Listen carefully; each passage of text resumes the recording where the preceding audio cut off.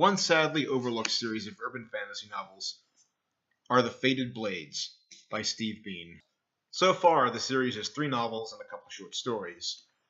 The first novel is Daughter of the Sword, the second one is Year of the Demon, and third one is The Cycle of the Wind. What's really cool about these novels is that each book has at least 2 timelines and 2 plots going on in each one. Each novel actually has 2 main characters.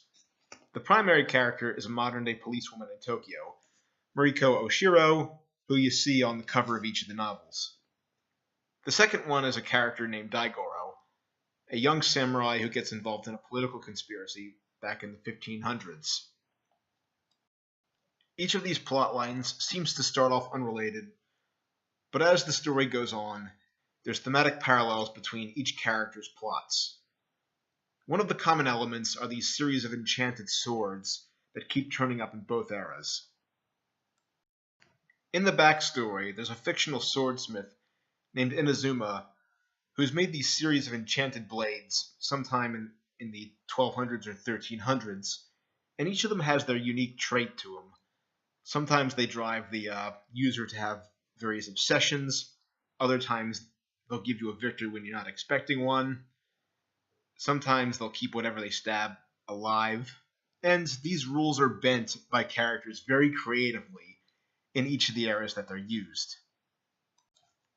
Even though Mariko and Daigoro are the 2 main recurring characters in the series, there's a couple of subplots in each novel that are one-off for their era. For example, there's a World War II plotline in the first book, there's a story about a pearl diver in the second book, and so on. Just a spoiler warning coming up. In the series, there's this syndicate called the Wind that's using these cursed and enchanted blades to manipulate Japanese society and culture and politics across centuries. Each of these historical snapshots shows essentially smaller currents in larger plots. For example, one of the recurring items is this cursed demon mask that allows the wearer to sense these enchanted blades. This appears both in the historical era as well as the modern one. I believe that the author is very adept at juggling both plots. The historical plot lines include a lot of swordplay and action, and the modern plot lines read more like a police thriller. One thing that this reminded me of was the better games in the Assassin's Creed series, where you would have MacGuffins in either era, but you would have the modern plotline and the historical plotline, each kind of escalating until you really find out what's at stake and the intrigue in each era that ties it together. It's also a pleasure that the author actually did his work when it comes to a lot of the Japanese culture, a lot of the modern-day Japanese police tactics, as well as some of the organizations in either era. One of the aspects that I felt was particularly well done in the modern plotline was Mariko being a female officer in a very elite police unit in a very male-dominated society. In addition, the modern-day plotline has this evil cult as one of their antagonists in the later books, and it's uncomfortably close to Shinrikyo, the doomsday cult that launched the nerve gas attacks in the 90s.